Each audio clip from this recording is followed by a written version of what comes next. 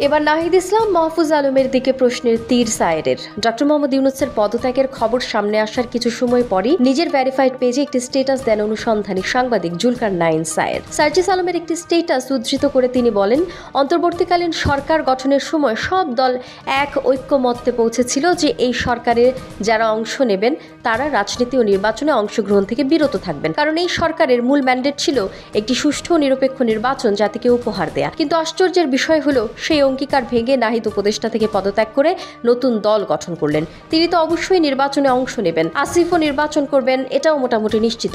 মাহফুজুর রহমানও নিশ্চয়ই বাদ যাবেন না। আর এসবই কি জুলাই স্পিরিটের পরিপন্থী নয়? জাতির সঙ্গে করা প্রতিশ্রুতি ভঙ্গ শুধু রাজনৈতিক নয়, নৈতিক বিচ্যুতি বলে উল্লেখ করেন তিনি। বলেন, এটি এক প্রকার এই গণ অভ্যুত্থানের স্পিরিটের সাথে বিশ্বাসঘাতকতা।